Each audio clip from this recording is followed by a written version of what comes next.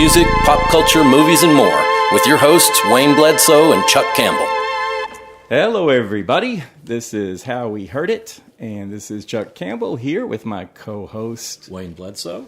Hey, Wayne. This topic is my suggestion, which I came to regret, I guess, because I wanted us to go over songs that we think are sexy, or sexy songs, or however you wanted to define So it. you threw me for a loop with this one because I'm still deciding what it is. Well, I'm taking notes as we talk still about what I'm going to say. I'm trying to figure out how I'm going to get this tied up and everything because,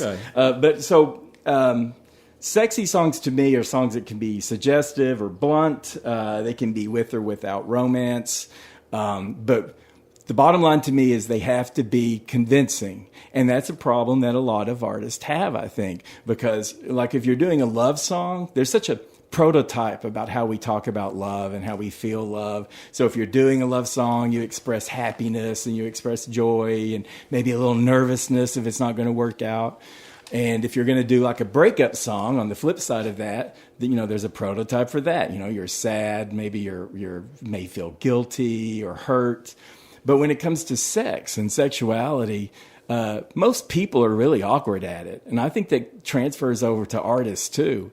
And there are artists that we consider sexy maybe on how they look or how they dance, but their songs either aren't that sexy, even if the lyrics are, or I don't know. But I'm looking at people who I want to feel it coming through. I want to feel like they mean it, they feel it. And a lot of times it's artists maybe that you don't even expect to come across as sexy who just nail the sex song. And I think I admire these songs because it is a harder emotion for people to express because most people aren't good at it. They're just awkward. Yeah, I agree with that. Now, I've when you brought this up, I went with, okay, is this going to be songs about sex? Songs that make me want to have sex, right? Or songs that I want to have sex while that plays, right? And in the final one especially, it has to be an album.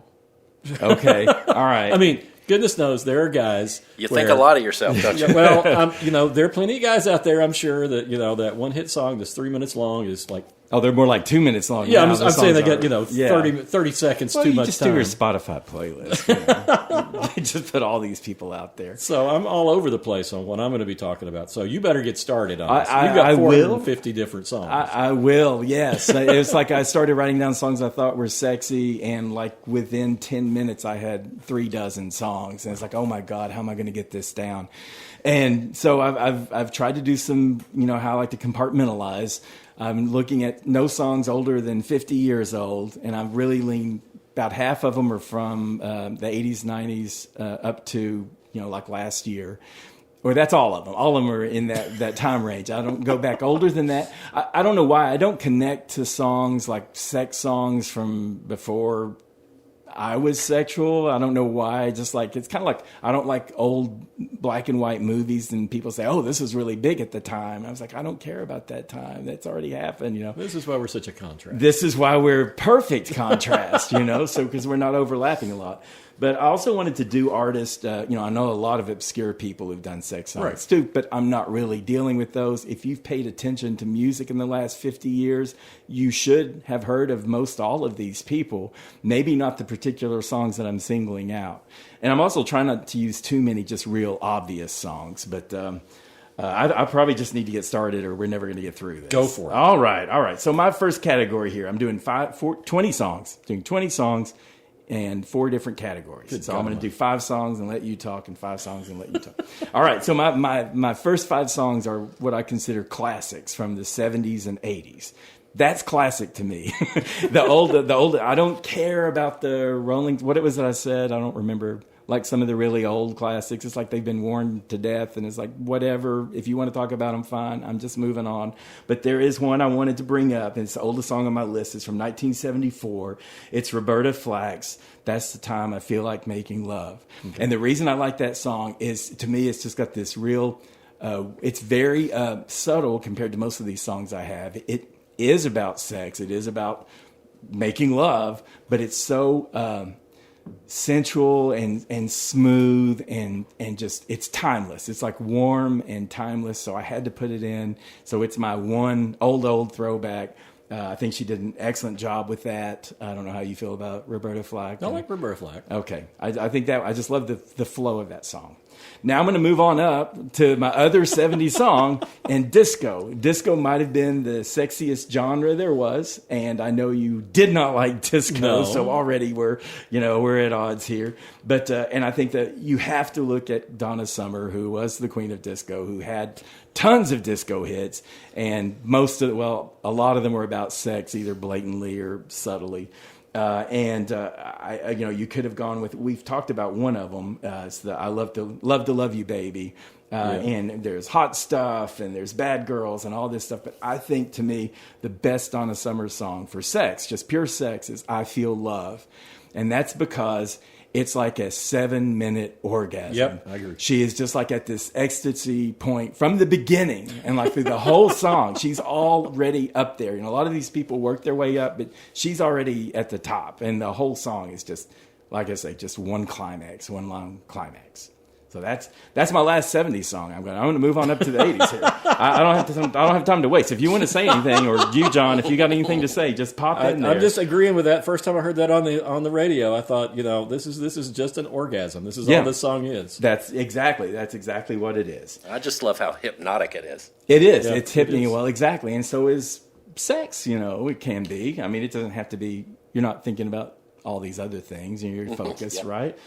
So, the 80s, the interesting thing about the 80s, it was a good time for music, but it wasn't really, the genres that were popular in the 80s weren't really that sexual. New wave wasn't typically sexual, goth music wasn't sexual, punk music wasn't sexual. I don't think those hair bands, they were just cartoons. They weren't really sexual. It was good music. There was a lot of good music, but not a whole lot of sexy stuff, after coming out of the disco era. But I do think that In Excess, Need You Tonight, I think that was really great. The Australian band, that was from 1987.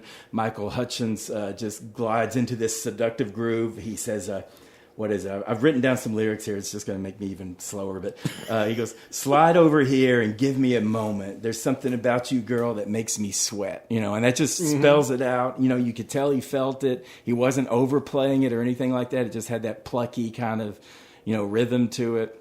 And I love that the Mediate song came on after that, but it wasn't really sexual, but it was that meditative, like you were saying, John, so I thought NXS, they nailed it. Thanks to Australia.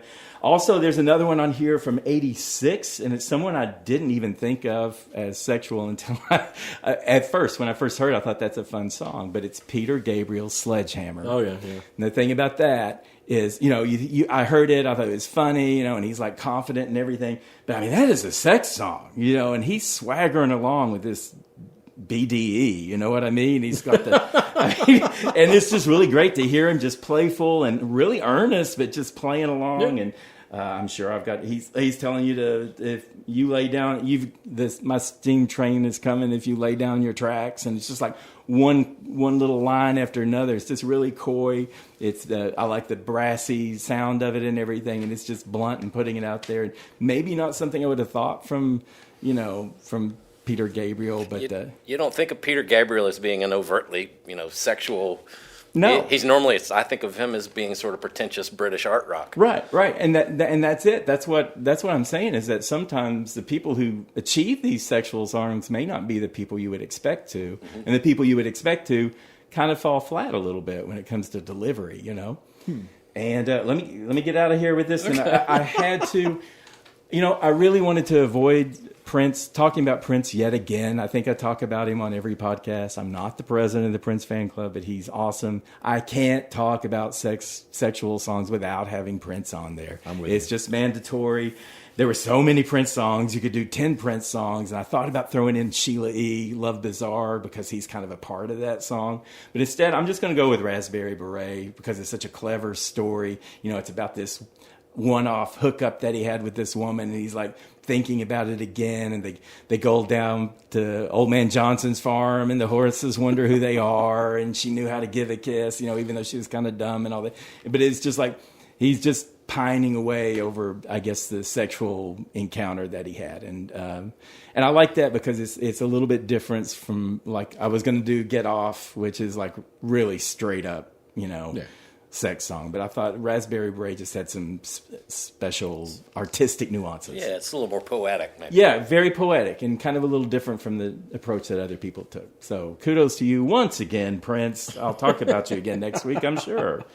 All right, Wayne, what do you got to say? Well, before I move on, Prince is on my list too, but it's like, 1999 album and Controversy album, pretty much everything on both those albums is all sex. Little Red Corvette is just amazing. Yeah. And, he is the one artist that I think makes sex sound like it's a whole lot of fun. Yeah. Because most of these people don't. No, I know. And that's well, now there's sometimes it's effective to not make it sound fun if you're just all like nervous and weird about it, because that's how sex is too. Yeah. So sometimes people just like get all wound up and in their heads. Yeah, but that can be good. That can be effective. But the reason I don't find so many songs sexy is they don't sound fun. They sound put on. Okay. Yeah. Now, so I'm going to diverge just a little bit. We'll go back. We can go back. Let's go to Wayne here. Wayne's World. We're going to diverge back to songs about sex, because everybody thinks, modern songs have more sex in them than old songs and things like that. But there's a song from it dates back to at least 1800 called "On the Good Ship Venus." God. Oh yeah, laugh at me. No, go ahead. "On the Good Ship Venus," which is basically, it's just a song where sailors got together, obviously, and started making up nastier things as they went along. And one of the verses is the captain's daughter Charlotte, born and bred a harlot. Her thighs at night were snowy white. By morning they were scarlet. but the best line, and is it convincing? That's the important. It's pretty convincing. This one is the best. Is that fun? Is that fun for her to have? Well, it sounds like she was having fun. Okay. There's a lot of good All right. lines in there, but the best line in it, I think, is the cabin boy named Kipper. Lord, he was a nipper. He stuffed his ass with broken glass and circumcised the skipper. All right. So that's from 1800. Gets lonely out at sea. Possibly. Yeah. Oh, yeah. But if the great thing about that is it's just the nastiest sexual song, and each verse gets worse. And you can tell they were trying to outdo each other. Whoever wrote it. Right. And then another surprising cool. thing, there's a lot of blues songs, of course, that were just loaded with sex. Butterbeans and Susie back in the 1930s, and Lucille Bogan and different people like that. There's, I want a hot dog for my roll. There's, Lollipop. And then you get up to in the 30s, you had Calypso coming out of Trinidad. Mm-hmm. And you won't be surprised to know I have a favorite Calypso artist, Chuck. I'm not. I'm surprised you can narrow it down as your top 10 Calypso artists. It's tough. But my favorite is Roaring Lion. And Roaring Lion had songs about abortion. He had songs about all sorts of different things. Right. But my favorite is Cheek to Cheek, which Cheek to Cheek was a euphemism for women having sex. Okay. There's a great song about how the women in Trinidad don't need the men anymore because they're all dancing cheek to cheek. Okay. And it's so obvious and it's so much fun, and he's just having a great time singing it. And it's not anything like, it's just like, yep, this is the way things go.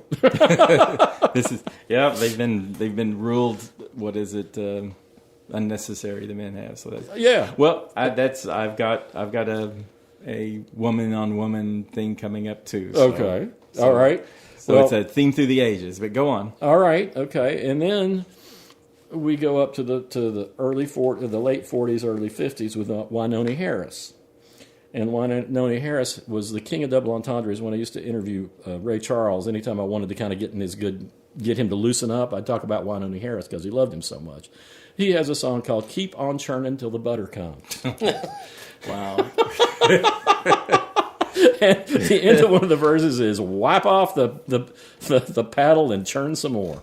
And it's God. it's Okay. filthy, but it's all double entendres. Wow. How did that go over then? I mean, it's like... Well, that's the thing is, like, in that era, that was only going out to black artists. Okay. I mean, to black audiences, because the white folks weren't listening to Wynonie Harris, other than the people who were really turned on and, kind of... Was that being played inside. on radio and such, or... I would suspect it was. Okay. But I mean, it's you think about Little Richard, Tutti Frutti. That song started out filthy, and he just changed the lyrics. Yeah. Until Pat Boone cleaned it up. Well, Pat Boone cleaned it up even Yeah. more, and weirdly enough, Little Richard loved Pat Boone because he got his songs out there. Oh, I bet he made Little Richard some money. Yeah, he did. By the way, this is John Baker here, our engineer. We Hi there. love having him as our extra voice, and he's always got good insight. Well, I try. So, that kind of brings us up to just the fact that people have always written songs about sex. I am sure there were like songs in Egypt that were explicit, and probably every bit as explicit as rap is right now. Okay. I don't know. Well, who knows? I mean, Because that Baby, happened before you were of age. I wasn't paying attention. No, I wasn't paying attention either, Chuck. I I wasn't I know there. 600 He's not years that ago, old. 700 I just- years ago, I was probably just playing outside. I just listened to a lot of old music. I've listened to new music too. But That's anyway, great. I mean, that's great. That's why this works. Okay, your turn. All right, my turn. This time I'm going to go with duets, and this is where you have two people singing, and the sexual tension comes from both of them, maybe. But anyway, it's key to the song that you have two vocalists. Now, the first one, I'm going back to one last 80s song, and I'm kind of cheating here, but Terry Nunn and John Crawford, who was in the band Berlin, and they did the song Sex, I'm a. And John Crawford was not that important. Oh, I know you would know this song if you heard it, because this is the one where she's, I'm a girl, I'm your mother, I'm a virgin. She's like going through all these different things she can be to make the guy happy. And all the guy is saying I'm a man, I'm a man, I'm a man. So she'll say, I'm a goddess, I'm a man, I'm a hooker, I'm a man, am I bi, I'm a man, But great song. It has this kind of throwback. It was from 82, so it wasn't really long after the peak of disco, and it was kind of a throwback disco with this whole sexual segment where John gets in on the act, and John and Terry are just kind of moaning and carrying on and just oohing and awing and all that stuff, and it ends with like this, 16 times of just sex, sex, sex, sex. And then at the very end, she has a spoken part, and she's kind of giggling. She giggles and says, "I think we hit orgasm." But anyway, it's a good song. It's Berlin for people who just think of "Take My Breath Away" or something like that. They're kind of a naughty little band, and I'm using that as a duet, even though they were both in the same band. But I'm not doing that elsewhere. I'm going to go next to Khalees and Nas, who could give those sailors of you a run for their money on this song I've already mentioned before, In Public. This is when they had just met each other. There was live, raw sexual tension between these two. They were dating. He proposed to her the year after this song was recorded or released. They got married. They eventually got divorced because that happens. But this song is Sex, Sex, Sex, and she's got this, she's the singer who did Milkshake. That's how most people know Khalees. Yeah. But this song, she's got this low, growling voice, and you just got this really suggestive rhythm, and she's just talking about, she's just ready for anything. And he jumps in with like just a nasty, nasty, raw rap when he gets to his part. So she's singing and he's rapping. But the whole point of the song is they're looking for places to go have sex in public. So they go to, there's an airplane, there's a car, out in the woods, in a restroom. They film themselves. So it's a really great grinding rhythm. Anyway, I've mentioned it before. It's very sexual. It's from 2003. Great duet, just great. Like I say, if you want to believe it, you can believe it with these two. I'm surprised they wouldn't if they weren't naked in the studio, really. So that one's great. Going on up to 2006, this is Nelly Furtado and Timbaland. And they did this song, I'm sure you've probably heard, Promiscuous. And they go back and forth, and they're on the same vibe. And that's really important because a lot of times you'll have a guest artist on a singer's song, and they just bring a whole wrong element to it. It's like Selena Gomez had a song called Good For You, where she's like trying to look her best for her date. And then A$AP Rocky comes in with just this really just vulgar, like, guest appearance that just totally obliterates her part of the song. And actually when they released it, they took his part out because it was just so abrasively out of character with her part of the song. But Nelly Furtado and Timbaland, It's a, he's of course being real aggressive and he's being the alpha and everything, but she's got all the power and she just keeps kind of shutting him down, and it's just back and forth and back and forth. Like one of the best lines from it, I think, is she goes, "Chivalry is dead, but you're still kind of cute." So she keeps leading him on a little bit, shutting him down, leading him on, flirty. Like I say, they're both on the same vibe. And that will also carry on to this 2014 song I have with Ariana Grande and The Weeknd, and that was called "Love Me Harder." And you see, I mean, that should be the first thing you think. It's like, oh, ha. And she's done a song. She did a really suggestive song called "Side to Side," which is you just have to hear it to know why she's walking side to side. But anyway, this song with The Weeknd. The Weeknd's a great singer, and he just vibes right in with her. Again, it's a perfect match. And when you first hear the song, it sounds kind of downbeat and like she's singing about a relationship that's not giving her enough, and she needs him to love her harder. And she has this kind of mournful kind of tone to it, and the synths and everything are kind of mournful. And then you realize, oh no, that's not what she's talking about at all. You need to love her harder. Like, okay. And he's like, oh, what do I do if I can't, and all this stuff. So it's really kind of funny, and it's sexy, and it's got kind of a emotional, overtones that are sort of nice. So, but again, perfect match for those two. And that's 2014. That's "Love Me Harder." And this last duet I'm doing, this is a trick, but it's Doja Cat the singer and Doja Cat the rapper.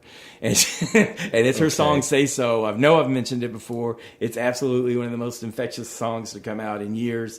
It was from 2019. And when she's singing, she's got this crazy, infectious kind of retro, oh, I didn't even realize that you were interested. If you want me, just say so. And, all this kind of coy stuff. And then when it's the rapper, Doja Cat is a fierce rapper. And it is like an aggressive song. She's talking about, he ain't never seen me in a dress like this. And she's going on, and it's like, I had to write this down. She goes, "Take it, own it, steal it fast. Boy, stop playing, grab my ass." So it's a duet, but it's the same woman. But and Doja Cat's the perfect person to do that, and it's sexy, and you can feel it.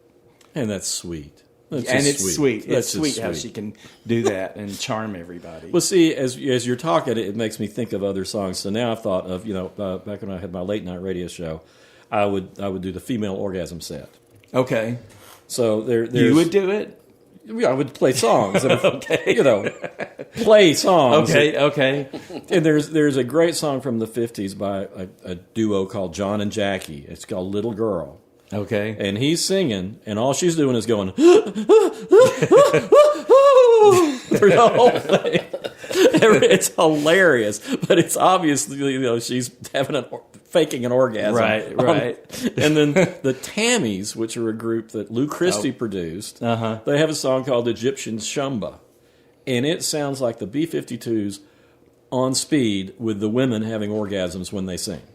There's shrieks, and it's great. If you've never heard it, you've got to hear it. Okay. It's nuts. You just reminded me, I can't remember this song, but there's a music video that was made, and it was all the video was close-ups of the faces of people as they were having orgasms. Oh, wow. I can't remember. It wasn't the band. It was just like, and they just did all these men and women who were just like, I guess they were all masturbating because they were always solo, but they have orgasms. And it's like spliced together to be the song. Well, that's like the Andy Warhol film Blowjob, which is just the face of a guy getting a blowjob. Okay. Yeah. Which is like... Well, I don't know. There may have been something like that going on because we weren't down in that region with the camera, so who knows what was happening. So, okay. Anyway. So, those two songs. And now I can say songs I think are actually sexy. Okay. Shakira's "Underneath Your Clothes." Okay. Which is, it's really sweet. It is really sexy. And I don't know if it makes me feel like having sex with anybody other than Shakira.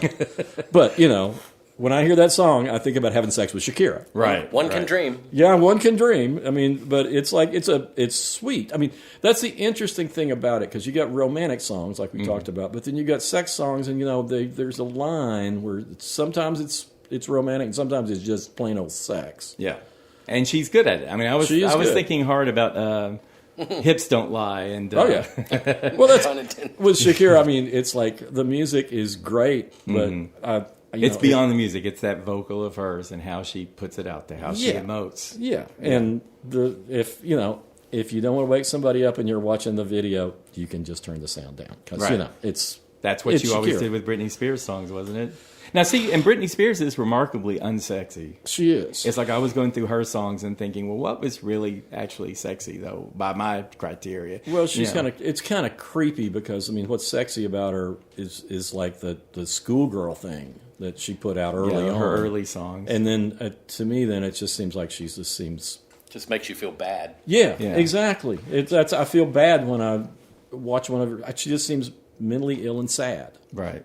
She had one later song called "Get Naked." I've got a plan, and it was on the bubble. It was pretty sexy. She was pretty sexy, but I realized so much of that was just the production and the other vocals and everything that were just kind of guiding her along. So I'm not even sure that was a sexy song. I just don't know how much she had a role in it being sexy. Well, Marianne Faithfull has a song called "Marathon Kiss," which is about 5 minutes of just really steamy, deep, like it's romantic, but it's very, very sexy. Right.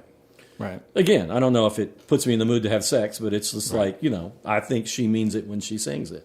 And I thought that was a great song. And there's a song called "Small Hours" by a singer-songwriter named John Martin, who was a contemporary of Nick Drake back in the day, a British singer-songwriter. It's about a 9-minute song. Mm-hmm. And it's just great. I mean, it has this slow rhythm, and it builds up, but it's just all very slow and meditative. But, it's a good one to have on. Let's just say that. Okay.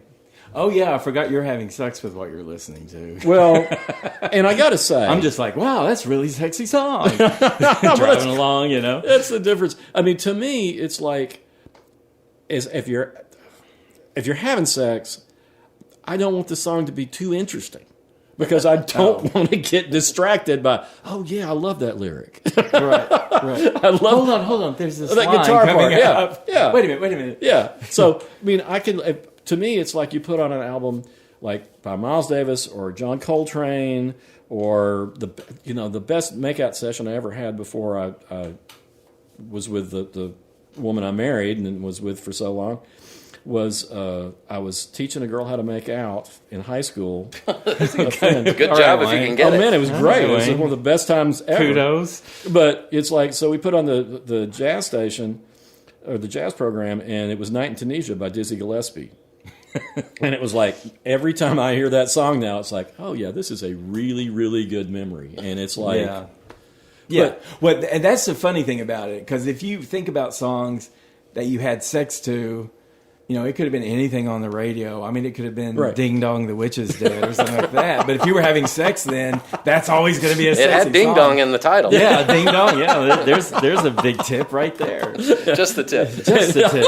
Oh, God. Sorry, folks. Then there's also Chuck Berry's "My Ding-a-ling," which came out in '72. I know, it's the craziest thing. I mean, he invented rock and roll, and his biggest hit is this novelty piece of crap. Yeah. Well, but, it's like everybody got it. It's not like it was hidden anywhere. No, that's pretty straightforward. But anyway, yeah, I think that, if music for having sex, I generally, I don't want it to be so interesting that I'm losing focus. Right. Okay. That's fair. You brought up an interesting idea that, music is so closely associated with memory. Right. That, right. all of our opinions are going to be influenced by, oh man, I used to listen to that song with this girl or whatever. Right. So, that's all I got. Okay. All right. All right. Go right ahead. All right. Now I'm going to 5 Men on Vocals, recent songs. I have to start with Genuine's "Pony" from 1996. It was one of those I thought was really obvious. It's a sex song from that first gritty rhythm that comes on, and it's just raw, let's see, what is he goes, "If you're horny, let's do it. My saddle's waiting, come and jump on it." And that's like some of the nicer lines in there, but it's just the groove, the club song that just got everybody, Yep. swinging hips for decades. That song's now, 28 years old, and it's still, probably one of the hot. So had to use it. It was kind of like had to use a Low-hanging fruit. Yeah, low-hanging fruit. Yeah, Sorry. That could also be it. I think that That literally pun was not intended. literally everything we say here can go somewhere like that. Next one I want to do is Jamiroquai.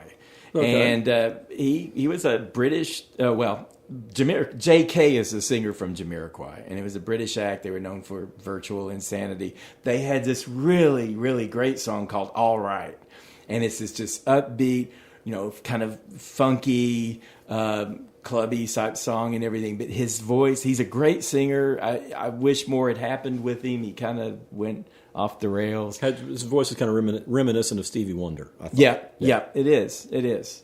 And but he's a better dancer than Stevie Wonder. Yeah, well. Go figure. But he just the lines from that song, it's so contagious. It will get in your mind. He's like, "Come fly with me eternally, you and me. We were meant to be." And then the refrain is, "We'll spend the night together, wake up and live forever." And he just does that over and over. And they're like, "Yeah, yeah." And like the whole group is singing. There's a video where after the song ends, there's this big crowd there, and they just keep sending that, "We'll spend the night together, wake up and live forever." It's like this most optimistic kind of horniness, like the best kind. It's like, this isn't just going to happen now and we'll never see each other again. And that's a tack that some people use, mostly guys. Like, oh, well, let's hook up and then maybe we'll go for breakfast tomorrow or something like that, and then he gives a wrong number or whatever. But anyway, that's not Jamiroquai's style. He's a very classy dude. And I like, or JK is a classy dude for the band. I'm going to go over to George Michael. Oh. Now, I know. In 1987, he released the song "I Want Your Sex," and I don't think that one was that convincing. I don't think that one was that great. It was very blunt. It was just putting it out there. I want your sex. I want your sex. I want you. And the video, it's like with his girlfriend, and I'm sorry, I never believed that. No, and I never believed it for a second. No. Well, so let's fast forward to 1996, and he put out the song "Fast Love," and that one was a little more telling and a little more realistic. The video, you've got men and women, and they're playing virtual games, and they're kind of scrolling through each other, and you're not sure who's going to land on what, and it's like, it's not just all, boy-girl stuff going on, and George Michael's in the middle of it, so he's kind of like opening up a little bit, so to speak. But anyway, he said, he goes, "My friends with their ladies, they're all having babies. I just want to have some fun." And so he's just like, if you're looking for fast love. And the song itself is more sophisticated than "I Want Your Sex." It's a little classier. He's more finessed in how he delivers it. And it's just, it's a good groove. And unfortunately, 2 years later, he was arrested in Beverly Hills for soliciting for sex in a restroom. I guess looking for fast love. But, And he got much respect. fast food instead. Yeah. But much respect for George Michael with "Fast Love," not "I Want Your Sex." Okay, good. That one was never going to be on my list. Now, I've got one. I'm not totally against rock bands here or anything. So I've got one from 2007, Queens of the Stone Age, called "Make It With You." Now, this one tickles me because Josh Homme, the lead singer, is like this 6'4" ginger, lanky guy. And he takes this song, and it's a great song. He just like takes it all the way down to this kind of smolder, and he's just kind of like, he's like, "I don't know about the planets, and I don't know about the world. Is it? I don't know the mysteries of life." He goes, "And I'm not here to break it. Just see how far it will bend again and again, again and again." And the chorus is, "I want to make it with you. I want to make," it's like the band singing it up, and it's like real sexy. It's just like out of the blue. Again, someone that maybe you wouldn't think would come out and just be this big, but he was comfortable with it. He did a great job. It's a good video. They did a version of it. His band sings the "Make It With You" part, the backing vocals. But he did a version, I think it was for maybe British TV or something like that. I don't know how it happened, but PJ Harvey was the one singing the backing vocals and looking real normal and fetching and everything. And, she's maybe 5'0" and he's 6'4", and it's just like great contrast. But it's a real sexy song. out of the blue, Queens of the Stone Age. Who would have thought? But he did it. They're good about doing songs really upfront about taboo subjects. Yeah. I mean, they're all about, they'll sing directly about drug use and directly about pretty much anything. Yeah. That's kind of their thing. That's their thing. Yeah, they're not They're not pulling any punches. Yeah, they're not a standard issue band by any means. They're not letting censors or whatever dictate what their lines are. The last group I have, or the last man I have on this list, is Bad Bunny's 2022 hit Moscow Mule. Now this is he's from Puerto Rico, huge star, probably the biggest star in the Latin world right now. It's a reggaeton song. It's all in Spanish, and he's just so charismatic. The song itself is just kind of pretty good, but he's got all this charisma, and it's like he's got a friends with benefit woman on the side, and they hook up, and then they have a great time, and then she's gone again, and he keeps thinking about her, and they keep circling back and forth in each other's lives. The video's really cute. She picks him up, and he's drunk and naked on the side of the road. It's a winning over, and it's very genuine from him, because he's just like I say, he's charismatic and maybe not singing his best song or anything, but it's very real. Like I say, the whole song's in Spanish, but he's throwing out lines at her like, me, 2 drinks and I get horny, and stuff like that. And it's a positive experience, a sex positive song with a woman that he hooks up with occasionally, and you think he wants to hook up with her even more. That's it. That's it for those guys. From here on out, it's going to be all women. Yeah, that's it. We're going to move over to women last. Well, I'm going to go ahead and talk about, the things that you're not going to talk about because they're just the classic things. And I don't, it's not necessarily that this is what I listen to. I mean, all the Marvin Gaye stuff. Yeah. Sexual healing and let's get it on healing, stuff like let's that. Let's get it on, yeah. And Van Morrison's tons of songs. Moondance is the whole Moondance album is a great song for putting on and just chilling out and having sex. Right. Roxy Music's Avalon is a great album for that. And pretty much anything by Al Green. And it's funny. I interviewed one of the times I interviewed the Reverend Al Green. I said, do you ever think about how many children were conceived to the sound of your voice? And he said, well, you got to get your congregation somewhere. Wow. Oh, that's a great answer. Yeah. You should put that in a song. Yeah. I lived in Memphis for 5 years, and I regret that I never went to one of his church services. Oh, my gosh, his church service. I mean, that's the whole reason to go to Memphis. Al Green, I mean, it's like the hottest... I'm not a church goer, never have been. But if church is like that, I'll go. Oh man, it's like his service was great. His band was rocking, and you felt something. Mm-hmm. It's like I think probably it's not necessarily the Spirit of the Lord that's coming through all those folks that are in the congregation, but it's something. Right. Well, that counts for something. I'm glad you brought up those other guys too. It's like I thought about them. It's like, if you ever did a list of sexiest songs, you would have "Let's Get It On." You would have a lot of that, and I just wanted to, as this jettison those as this podcast basically own. Should be. Yeah. But I think you have to acknowledge these are the songs that are, most people. I mean, "Love and Happiness" and "Let's Stay Together" and things like that by Al Green. Pretty much anything Al Green sings sounds sexy. Right. He delivers it. Right. And, Otis Redding could do that. I mean, These Arms of Mine and Try a Little Tenderness and things like that. All those folks. I mean... Wilson Pickett, and Percy Sledge. All that old soul stuff. Yeah. That's the other half that the women crave. But, yeah, it's Etta James. I mean, Etta James' version of Light My Fire is way sexier than the Doors version. I love the Doors version, but she sings it. It's like, by God, you better light my fire. That fire will be lit. That's right. It will be lit whether it's with you or somebody else. Or somebody else or nobody else. Maybe a woman. I don't know. It's going to be lit. It's going to happen. It's going to happen. I don't know a group about of that people. With Etta. But yeah, maybe. I don't know.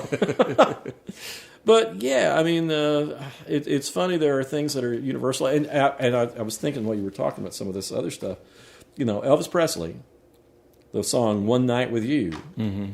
is actually that started out as One Night of Sin, and it's when you hear that version, it's very different. It's not One Night with You holding hands and all that stuff. It's like it's One Night of Sin, and it's a blues or R&B song that he heard. Well, there's a Beach Boys song. I don't know that the Wouldn't It Be Nice? Oh, yeah. Isn't that kind of a not just the upbeat sunny song that it sounds like? It has like all this. I think you could probably say that. Read some. Wouldn't it be nice? Yes. We could spend the night together. Read some libido into that. Well, I think there is. I mean, that's one of my favorite songs. I love that song. But yeah, I mean, it's the wistfulness, the wishful thinking of okay, we're not able to do this. But, right. Yeah. So there's definitely a sense of longing in that song. Right. All right. Now you got a bunch of women to talk about now. I'm just talking about 5. If you can believe it. All right. I've eliminated a lot of women, and they're really ticked off about it. Actually. You ready? Go for it. All right. I'm going to start with Janet Jackson. Now I want to compare. When you look at Michael Jackson, there's someone who had zero sexual chemistry. Nothing about him. Yep. Nothing about him ever. I mean, he was a good singer and all that other stuff, but zero sexual chemistry. Janet Jackson got all of it. All of it. I mean, it didn't take her long. It just took her a couple of albums, and she was on it. It's natural for her. It's like she made this effortless transition to being a young woman and a very sensual woman. And I was going to go, she had some stuff out in the early 90s, like 93 or whatever. I was going to go with this song called Throb, which is just a throbbing bass line and her cooing and going on and talking about boom, boom, boom in a room.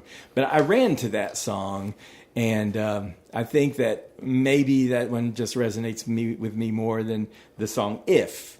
And If sounds like it's just I wish I had a relationship, with you and all this stuff. Right. And the chorus is very, if I was your girl, all the things I'd do to you, blah, blah, blah, blah. But then she has these like real kind of quick spoken singing things in between. And it's like, you on the rise as you're touching my thighs. If you like it, I'll go down, and what is it? She has little dirtier lines than that even that I'll leave that out for now.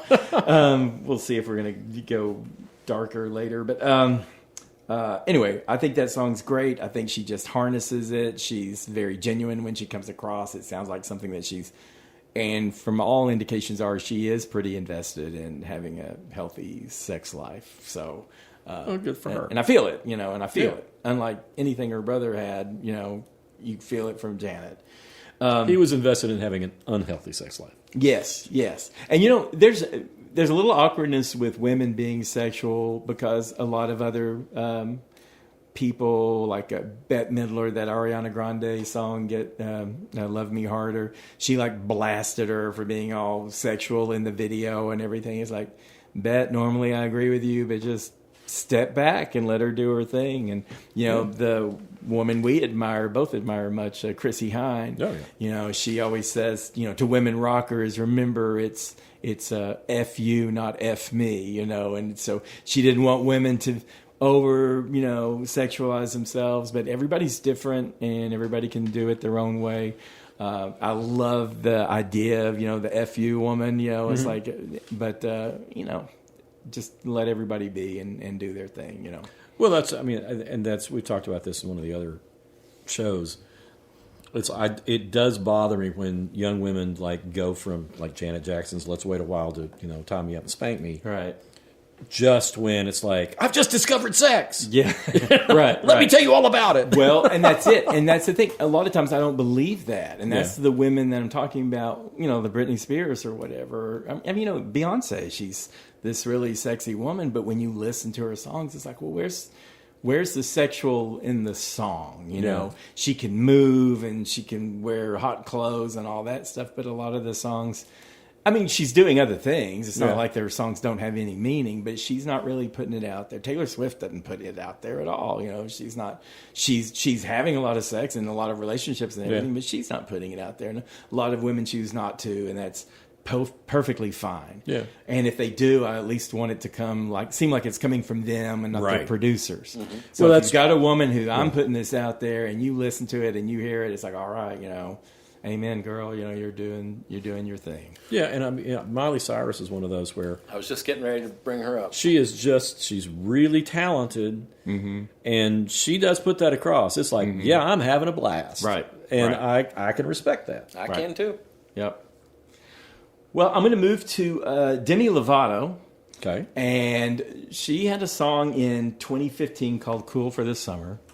And I'm calling her she because after that she identified as non-binary. But latest news, so I'm trying to stay on top of everything, is she's just going by she and her again. Right. She said it was really too hard to explain to anybody how she was feeling. But going back before all of that, when she was identifying as she the first time, Cool for the Summer was an invitation to a lesbian affair for this summer. Okay. And I don't know if you heard it, but it's like these real soft little verses. It's like, I've been thinking about this, and I think you probably have been too, that kind of stuff. And a great line. She goes, I've got my mind on your body and your body on your mind. Got a taste for the cherry. I just need to take a bite. Don't tell your mother, So it's like really good. It was a hit, and the video's great. It's like her in this convertible with all these beautiful women and everything, and then they show up at a party with all these goofy boys. But I think I do remember this now. Yeah, and I think it might have been part of Demi Lovato's journey to whatever she's, however she wants to identify, whatever she's interested in, and we'll just see how it all shakes out. But that was a really good song, and she was convincing in it. And she's a difficult, she's had her struggles and everything. So a lot of her songs are uncomfortable, but this one just sounded like really comfortable. Whether it was or not, she pulled it off. She made it sound real. And speaking of real, I have to do Sophie B. Hawkins, 1992's Damn, I Wish I Was Your Lover. And the reason for that is the ebb and flow of that song. So if, it's got that kind of like little little waves of like synthesizers and everything. And she's just kind of thinking about, I'd like to do this with you, and I'd like to do that with you. And then she just comes out with the chorus, just like, damn, I wish I was your lover, I ride you till the daylight. Anyway, it's a great song. It's a great back and forth rhythm. That video's cool. But I think it's one of those, again, just convincing. Didn't know who she was. That song comes out, and it's like, whoever she's singing about and whatever the circumstance is, it felt very raw and like it came from some truth, Yeah. And I think a lot of people felt that way. It's more about infatuation, but it's very sex-lined.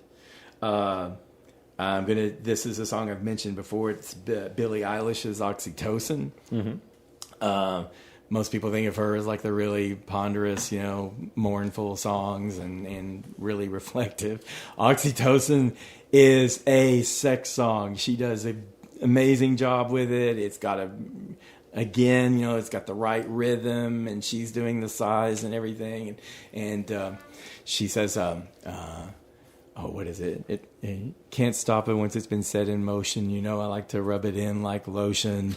And she's like, and she gets on, and then she comes out as like this dominatrix. She's talking about, we got to be quiet because if God could hear us, she might want to join in. Oh my God. And it's just like so we got a she God that's going to have a three-way with her and whoever she's hitting on, and then she does the voice goes even higher. I mean, her brother probably produced it. He's a great producer, Phineas. And she's doing this little just over the top vocal, just like, I just want to see what you can take. You should really run away, But it's great. It's great. It's great to hear it. This song is from 2021. So, sex songs, that and Bad Bunny, people are still doing them. Sex is still popular. Sex is still in. So that's great. And my last It's good for the song, future of humanity. good for the future of humanity that people still enjoy like sex. Yeah, yeah. It's the one good thing we can take in sometimes these days. Yeah. And my last one, of course, I'm going to go to Madonna, and I'll tell you before you make the face. I started thinking about Madonna's songs, and a lot of hers aren't sexy. A lot of her older songs, she was sexy, she danced sexy, but if you listen to the lyrics of the songs, it was just sort of like some song, and she just made it sexy by slithering around on the stage or whatever. So she wasn't particularly sexy despite her sex image until the early 90s, and she released the song Justify My Love. And then in 92 she released the Erotica album, which was just sex. She finally put it out there. She had the song Erotica, where she's like a dominatrix, leading people through their fantasies, and she's got one about oral sex on women called Where Life Begins. Very sexy. She does Peggy Lee's Fever. She does a real sexual version of that. But I think the Justify My Love song for her was the peak of the sensuality, and part of that was her producer was Lenny Kravitz, and you can hear him in the background, and he's doing the moaning and everything, and she's doing this kind of talk sing, like all these things she wants to do, and not only that, I heard that in the studio. I don't know if I read a story, I think they were quoting her or whatever, but she was still a little uptight doing it. And so Lenny Kravitz was in there while she was singing, like rubbing her shoulders and everything. So, I don't know how far. Sure. Yeah, shoulders. I mean, I don't know where he stopped, but you can take that however you want. But it really does sound like, for once, Madonna sounded like absolutely, in her corner, not just posing for pictures and posing for videos, but like she was like talking about sex and meaning it, and it was really committed. Song went to number 1. I talked to some millennials who never had heard of it, so I guess over the test of time, they still remember older songs, and like a Virgin, was that really that sexual? No, and it's like all of her hits you can look back at and it's like, well, that wasn't really sexual and that wasn't really sexual, but Justify My Love was. The album that followed it was. But then she came out with Ray of Light. That was a good one. Yeah, that was a good one. Not as sexy, but it was a good one. It was bigger themes. But the producer was William Orbit, who I think took a lot of influence from Giorgio Moroder, who was Donna Summer's producer. Yes, exactly.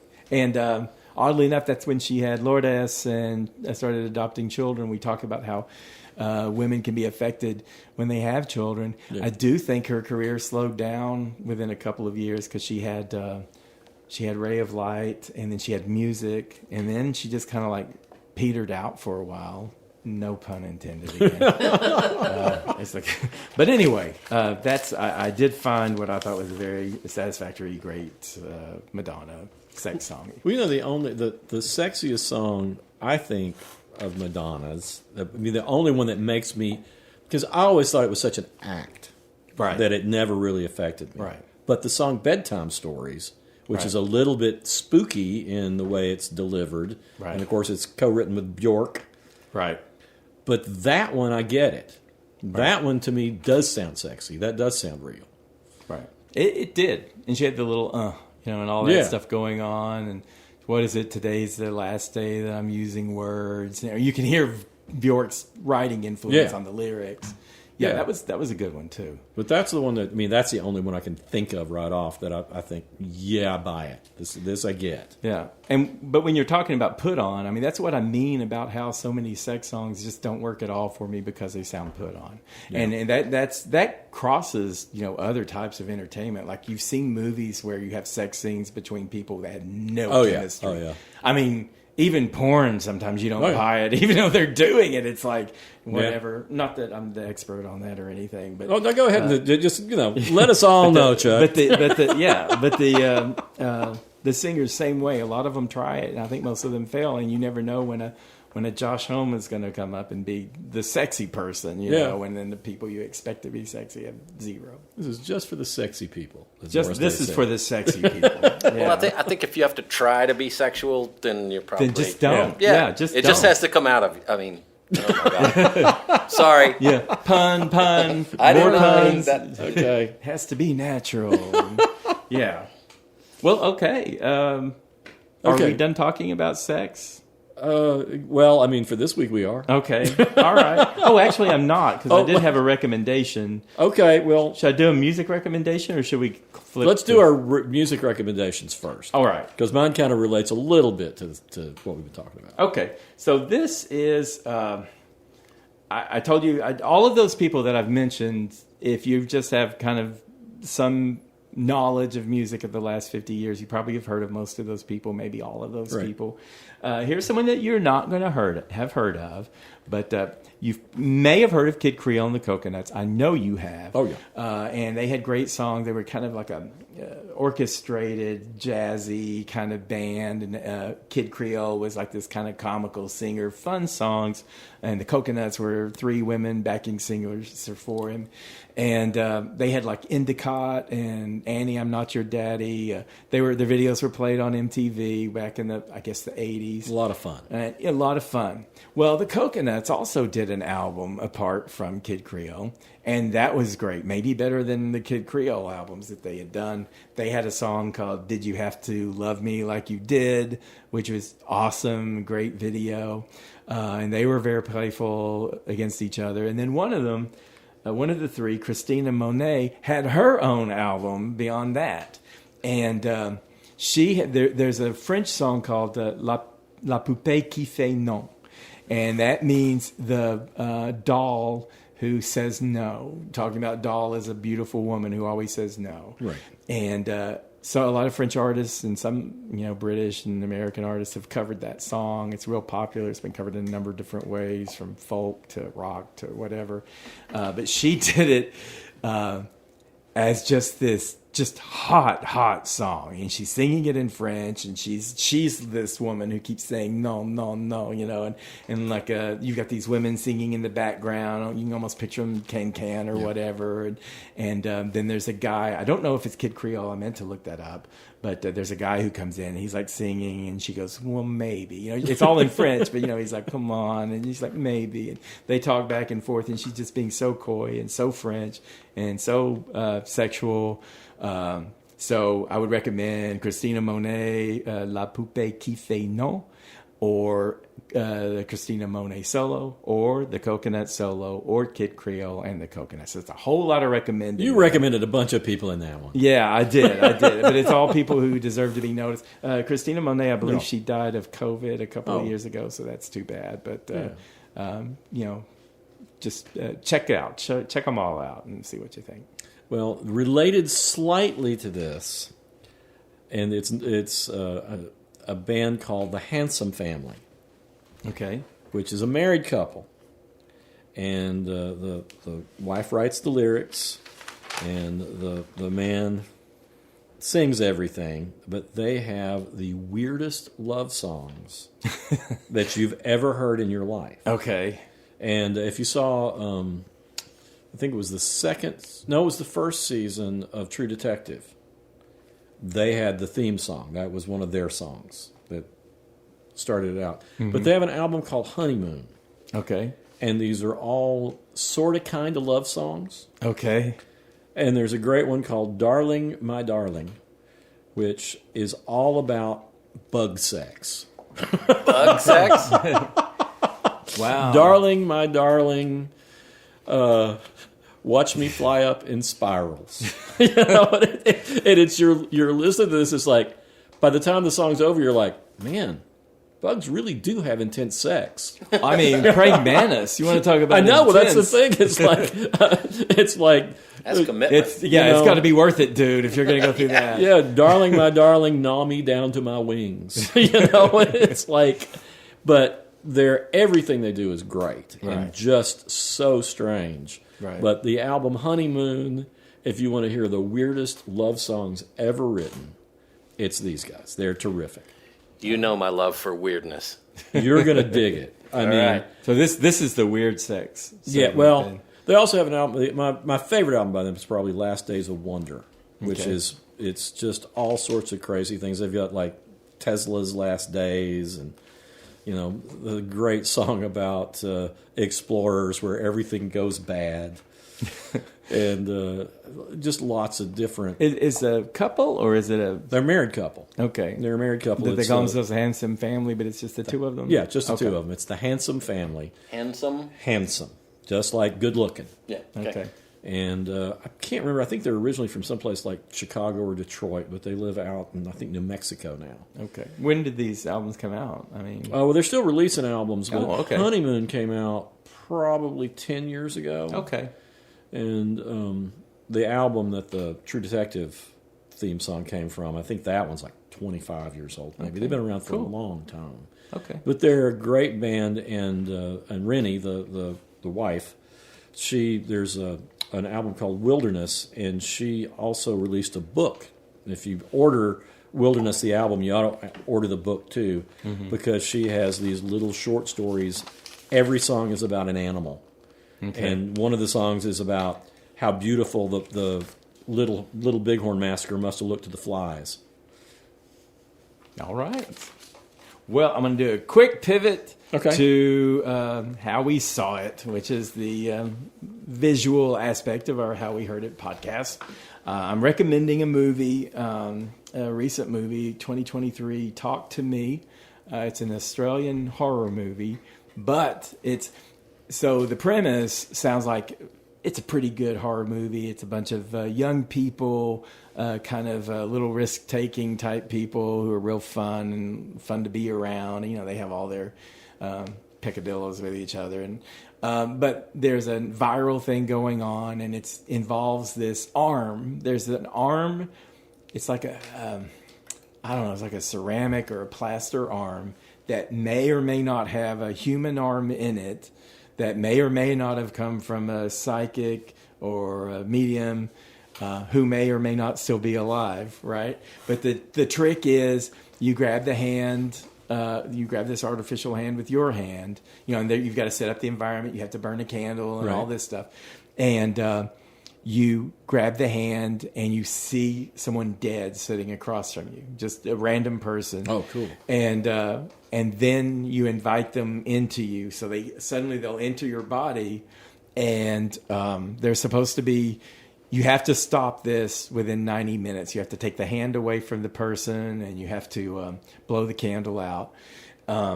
But they're just having fun, and every time people do it, and you see like viral video of people who they fall back and their eyes turn black and everything, and they just get all excited. And it's just this thrill-seeking thing. And you think this movie is going to go to the one by one, they're cursed and these things happen to them. And it really goes into something much deeper than that, that's out of the blue. And it involves one of the girls in the show, in the movie, who... And it gets into this whole limbo land between life and death. Right. And and this happens early. Don't tell us too much now. Yeah, I'm not. One of the guys actually ends up sort of emotionally like in this limbo. So he's in kind of a coma, and he's, self abusing or whatever. But it becomes a really personal, emotional journey for a woman. And it really remains horror. It's always a horror film, but it just blows out formula and goes into some totally different thing about life and death and the world in between, and just processing your life. And it's a great movie. I'm surprised you didn't call me after you saw this. And, I know. I should have. Well, I knew it was good. How does one see this? Yeah. How is it on streaming services? It's on HBO. I saw it on DVD at Target, so it's readily available. I may watch it tonight on HBO. Yeah, do it. All right, I have a recommendation. I just rewatched this movie. I showed it to my girlfriend Sarah. It's called Thumbsucker.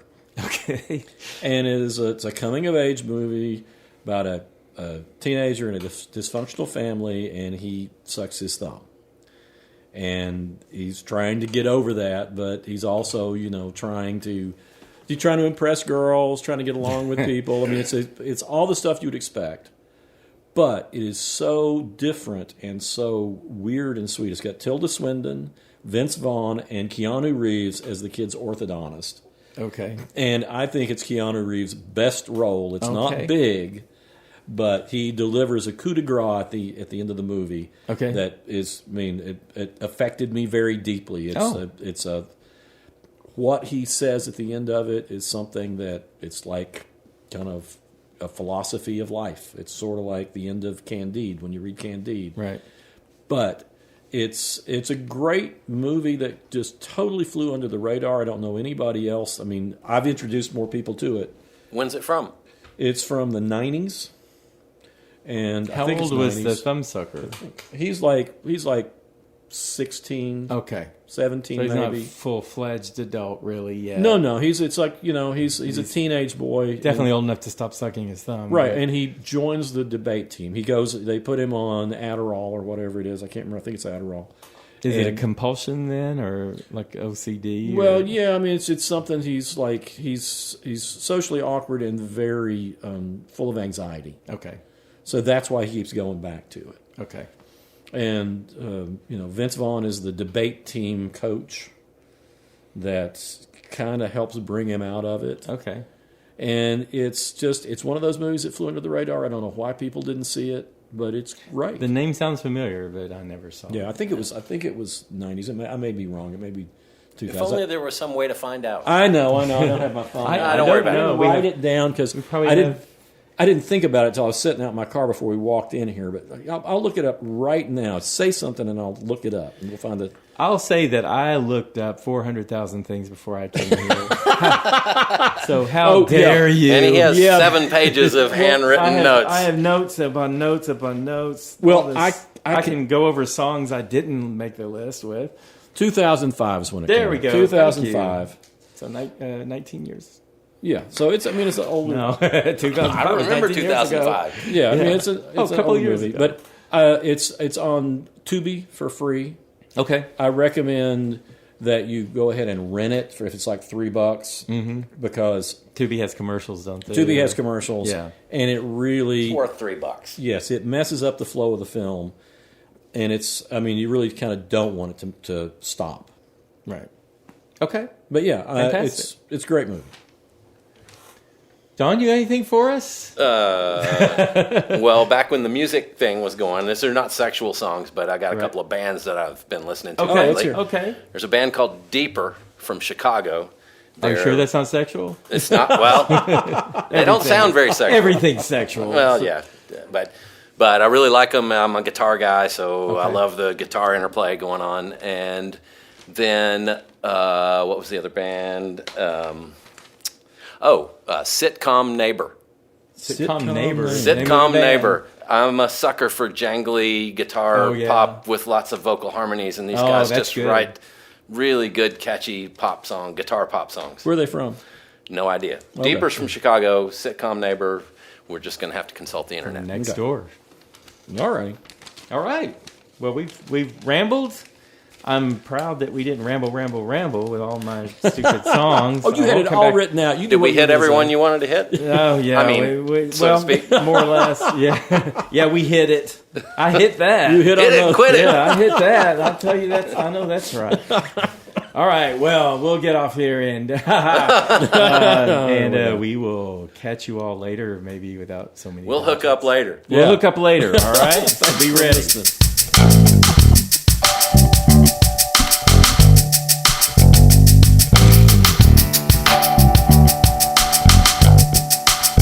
You've been listening to How We Heard It with Chuck Campbell and Wayne Bledsoe, a podcast about music, art, culture, movies, whatever they want to talk about.